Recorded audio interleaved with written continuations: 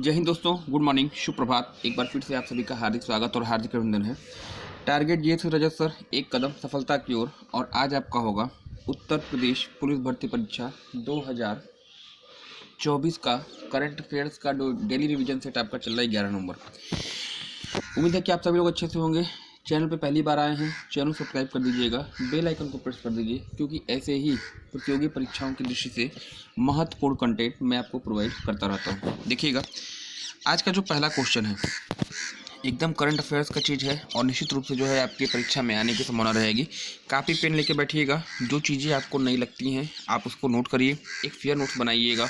Exam के पहले उसको आप रिवीजन करके जाइएगा। निश्चित रूप से आपकी जो परफॉर्मेंस है वह अच्छी रहने वाली है। प्रश्न पूछा गया है यहाँ पे, हाल ही में चर्चित नारगोन काराबाग विवाद किन दो देशों से संबंधित है? नारगोन काराबाग विवाद किन दो देशों से संबंधित है, ये आपसे पूछा गया यहाँ पे।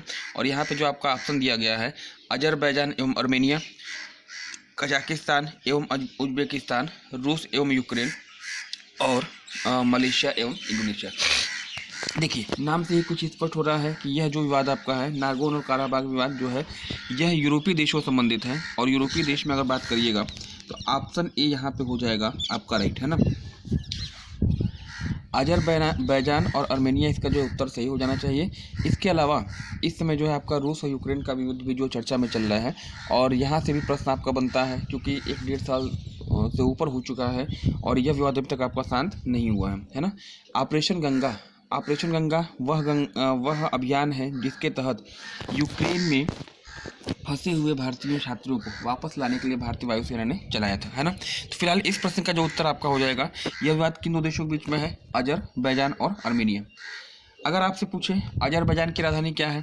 अजरबैजान की राजधानी आपकी बाकू है, जो कि पेट्रोलियम के लिए जानी जाती है। कजाकिस्तान की राजधानी नूर सुल्तान है और उज्बेकिस्तान की ताशकंद है ना। यूक्रेन कीव याद रखिएगा, रूस की राजधानी मास्को है। मलेशिया इंडोनेशिया की अगर बात करिएगा तो मलेशिया की राजधानी जो आपकी हो जाएगी यहाँ पे कुआलालंपुर है और इंडोनेशिया की राजधानी जकार्ता हो जाएगी। चलिएगा, प्रश्न संख्या 2 की बात करिए। देखिए, नियुक्तियों से लिया गया क्वेश्चन आपका है, पूछा गया है निम्नलिखित में से किसे हाल ही में विश्व बैंक का अध्यक्ष नियुक्त किया गया है? हाल ही में किसे विश्व बैंक का अध्यक्ष नियुक्त किया गया है? अजय बंगा, जुआन एंटोनियो समारांज, क्रिस्टिना लेगार्ड या फिर मनोज सोनी, है ना।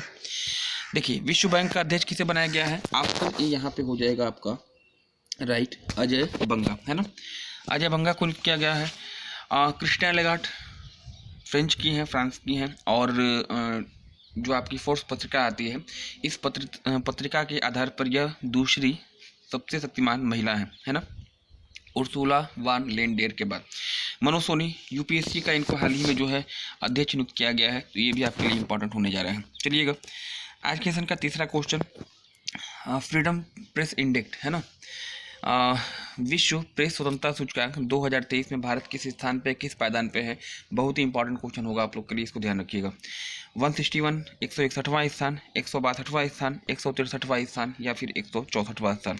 तो विश्व प्रेस स्वतंत्रता सूचकांक 2023 में भारत किस नंबर पे है, यह आपसे पूछा गया है। तो ये तो सबसे पहले तो मैं इसका बता दे रहा हूँ भारत की स्थिति, क्योंकि किसी भी इंडेक्स में आपसे मैक्सिमम संभावना रहती है कि वह भारत की स्थिति ही आपसे पूछी जाती है।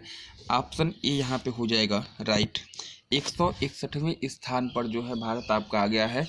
बहुत ही दयनीय कंडीशन है, याद रखिएगा, दिन पर दिन यहाँ पर जो है भारत के स्थान में गिरावट होती जा रही है।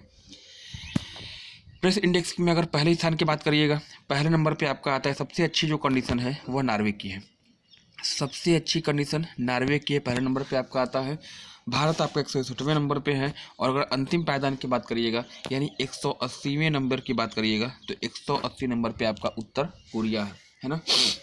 भारत में मीडिया का गिरता स्तर, जिस हिसाब से मीडिया आपका कार्य कर रही है, हाँ, उस हिसाब से बहुत समय नहीं है जबकि हम 180 नंबर पर पहुंच जाएंगे, ऐसा मुझे आभास होता है। फिलहाल 161वां स्थान है, ये आप ध्यान रखेंगे। 162 तो कोई मतलब है इसका है नहीं। चलिएगा, इसके बाद प्रश्न संख्या 4 की बात करिएगा तो यहाँ पे आपका दिया गया है, निम्नलिखित में से किसे तंजानिया में बन रहे आईआईटी मद्रास के कैंपस की पहली महिला डायरेक्टर के रूप में नियुक्त किया गया है ना। किसी तंजानिया में बन रहे IIT मद्रास कैंपस की पहली महिला डायरेक्टर के रूप में नियुक्त किया गया है? ऑप्शन आपका दिया गया है प्रीति अगलायम, प्रीति महेश्वरी, प्रीति श्रीवास्तव या फिर प्रीति सोनपुरा। इस प्रश्न का जो सही उत्तर आपका होगा ऑप्शन ए प्रीति अगलायम आपका यहाँ पर राइट हो जाएगा।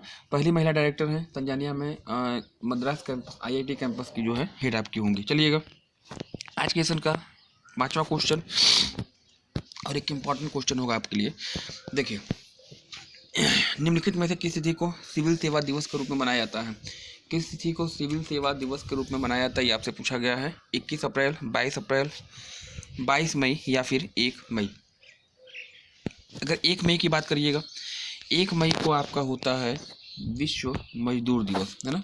विश्व मजदूर दिवस कहिएगा या फिर विश्व मई दिवस कह लीजिए। 22 मई को आपका होता है जैव विविधता दिवस, बायोडाइवर्सिटी डे। 22 अप्रैल विश्व पृथ्वी दिवस के रूप में मनाया जाता है। और इस प्रश्न का जो सही उत्तर है 21 अप्रैल जबकि आपका राष्ट्रीय सिविल सेवा दिवस के रूप में मनाया जाता है। ऑप्शन ए यहाँ पे आपका हो जाएगा राइट। आज के सेशन का 6वां क्वेश्चन यहाँ पे दिया गया है। देश का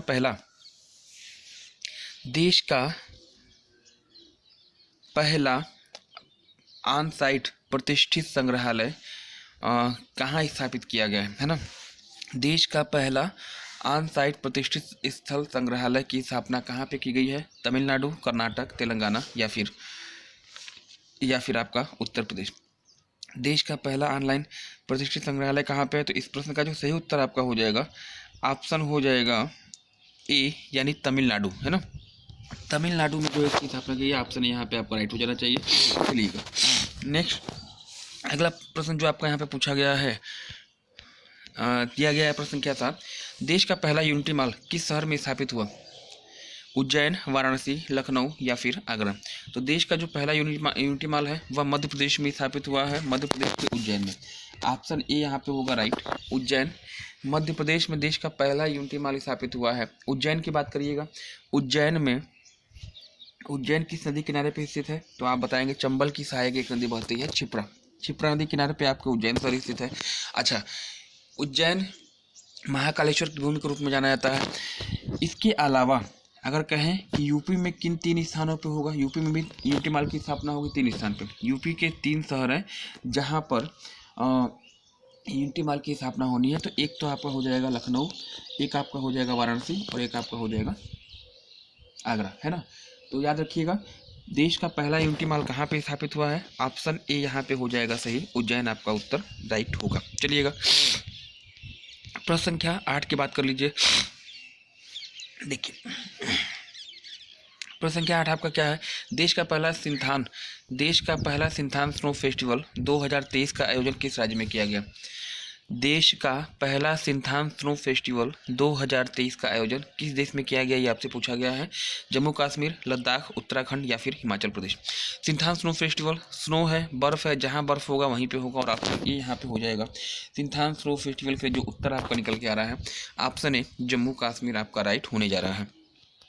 आज के सेशन का 9वां क्वेश्चन, हाल ही में देश का पहला नाइट स्ट्रीट रेसिंग सर्किट का उद्घाटन कहाँ पर किया गया? हाल ही में देश का पहला नाइट स्ट्रीट रेसिंग सर्किट का उद्घाटन कहाँ पे किया गया है? चेन्नई, मुंबई, कलकत्ता या फिर ग्रेटर नोएडा। तो ऑप्शन ए इसका हो जाएगा दक्षिण भारत में तमिलनाडु की राजधानी चेन्नई आपका सही हो जाएगा। यहाँ पे पहला नाइट स्ट्रीट रेसिंग का उद्घाटन आपका चेन्नई आपका हो जाएगा ना। चलिएगा प्रश्न संख्या 10 इंपॉर्टेंट क्वेश्चन होगा आप लोग के लिए। प्रश्न संख्या 10 में आपसे पूछा गया है, यहाँ पे दिया गया है कि मोहम्मद शाहबुद्दीन किस देश के निर्वाचित नवनियुक्त राष्ट्रपति हैं, है ना। मोहम्मद शाहबुद्दीन का संबंध किस देश से है ये आपसे पूछा गया है। तो इस प्रश्न का देखिए क्या क्या दिया गया, ऑप्शन को देखते हैं। ऑप्शन यहाँ पे आपका दिया गया है बांग्लादेश, अफगानिस्तान, पाकिस्तान या फिर ईरान। ठीक है, मोहम्मद शाहबुद्दीन का संबंध किससे है, किस देश से है? तो यह जो प्रेसिडेंट निर्वाचित हुए हैं हाल ही में और किस देश के हैं, ऑप्शन ए यहाँ पे होगा आपका राइट, है ना। बांग्लादेश के नवनियुक्त राष्ट्रपति हैं, प्रेसिडेंट हैं। और अगर मैं आपसे पूछ दूं कि बांग्लादेश के वर्तमान प्रधानमंत्री कौन है तो आप बता देंगे शेख हसीना, है ना। चलिएगा नेक्स्ट प्रश्न संख्या 11वें की बात कर लीजिएगा। 11वां दिया है, इफ्को के नैनो डीएपी तरल संयंत्र का लोकार्पण किस स्थान पर किया गया? चेन्नई, भुवनेश्वर, बंगलुरु या फिर गांधीनगर। तो इफ्को के नैनो डीएपी तरल संयंत्र का लोकार्पण कहाँ पे हुआ है? ऑप्शन यहाँ पे डी हो जाएगा राइट। गुजरात के गांधीनगर में जो है इसकी स्थापना की गई है, ठीक है। और गांधीनगर में एक स्थान पड़ता है कलोल, कलोल याद रखिएगा, कलोल गांधीनगर गुजरात में ये आपका कार्य किया गया है। नेक्स्ट अगला प्रश्न जो आपका दिया गया है, निम्नलिखित में से किसे पीटीआई यानी प्रेस ट्रस्ट ऑफ इंडिया के नवनियुक्त अध्यक्ष के रूप में नियुक्त किया गया है? पीटीआई के नवनियुक्त अध्यक्ष हैं कौन है? के शांता कुमार, विजय शंकर श्रीवास्तव, प्रकाश श्रीवास्तव या फिर श्री कुमार जायसवाल, है ना। पीटीआई के नवनियुक्त अध्यक्ष कौन है? तो इस प्रश्न का जो यही आपका होगा उत्तर आपका क्या होगा? ऑप्शन ई हो जाएगा राइट। के शांता कुमार आपका होने जा रहा है राइट, है ना। पीटीआई के नवनियुक्त अध्यक्ष कौन है? तो शांता कुमार बता दीजिएगा, पहली चीज़।